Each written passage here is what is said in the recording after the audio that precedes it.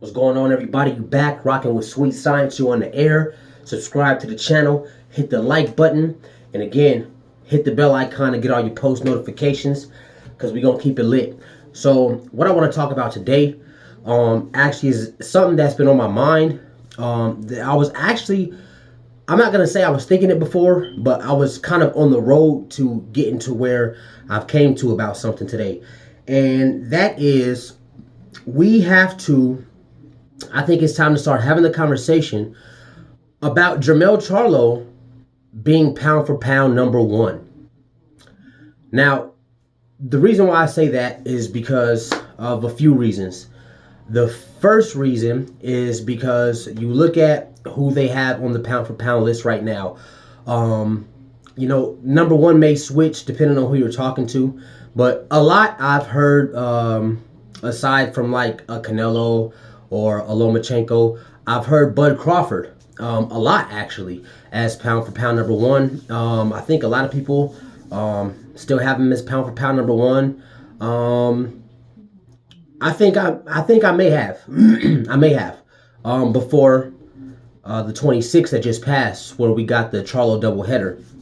Now, one of the main reasons that I heard before, a lot of people giving Bud Crawford the nod for pound number one is because he was a unified champ, I believe, at 140.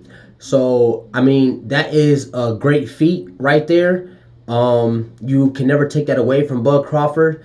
And then he moved up, and then he got a belt again. So, hats off to Bud Crawford.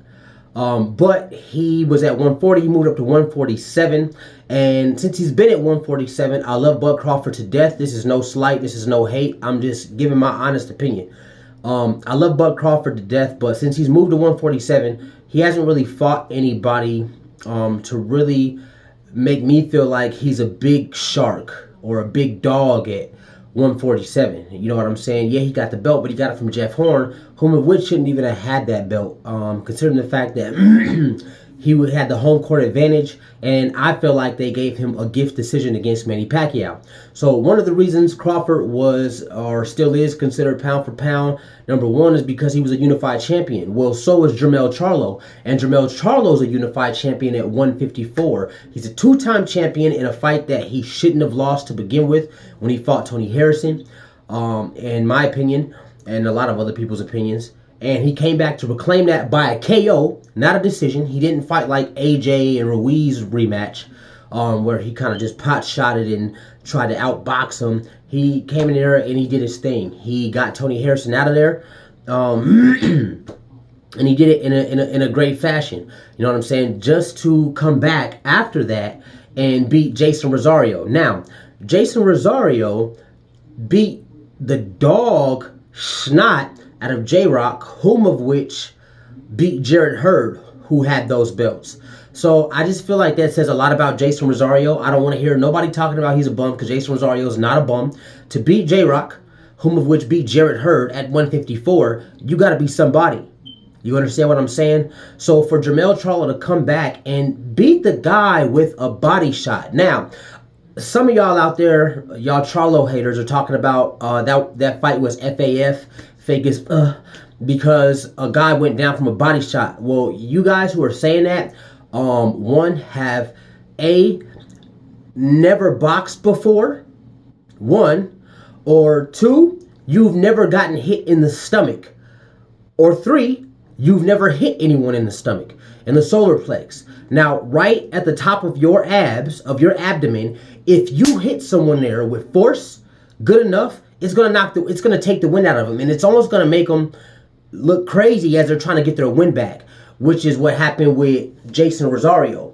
Now, Jermell Charlo beat the guy with a body shot, and I think Jermell seemed a little bit surprised himself. And hats off to Jason Rosario. I hope he's all right. I hope nothing was ruptured or anything like that. But it's just like, the Charlos can never win. They said they didn't fight. People try to say they didn't fight anybody, or what is Jermell Charlo done to deserve a shot at Canelo when Canelo goes around fighting bums? I mean, he has a great resume as far as what he was doing in the past before he got on DAZN. But ever since he's been on DAZN, probably a little bit before that, Ever since he's been on the zone, Canelo's level of competition for the most part has pretty much gone down. A lot of people are going to say Daniel Jacobs, but Danny Jacobs might be just a tad bit at this point over the hill. Not extremely, but a tad bit over the hill. And now you have people like Derevyanchenko who fought Triple G. A lot of people think Derevyanchenko won that fight. I feel like he won that fight. It should have been a decision in his favor. And Jermell beat him. So I just think that we need to start having a conversation of Jermell Charlo actually being pound for pound number one. Because, I mean, who are you going to say, oh, as of right now, boxing is a what have you done for me lately sport. And we're talking about recently, of today, of this year and last. You know what I'm saying? So I definitely think we need to start having a conversation as far as Jermell Charlo being pound for pound number one. I got him at number one. I might have to rearrange the rest of the list. But congratulations to Jermell and Jermell Charlo on their victories over Derevyanchenko and Jason Rosario. I mean, they the dogs. They pretty much are starting to take over boxing. Like it or not, you can get mad at me for saying it, but I mean, it is what it is. You know what I'm saying? So, again, I think that in this video, I'm stating it. And in my personal opinion, you heard it here first. I don't know if anyone else has said it, but I'm going to put Jermell Charlo at pound for pound number one after his recent unification over Jason Rosario. So, yeah, again, subscribe to the channel, beat the like button up, and hit the bell icon for all your post notifications. Sweet science, you're on the air, and with that, I'm out.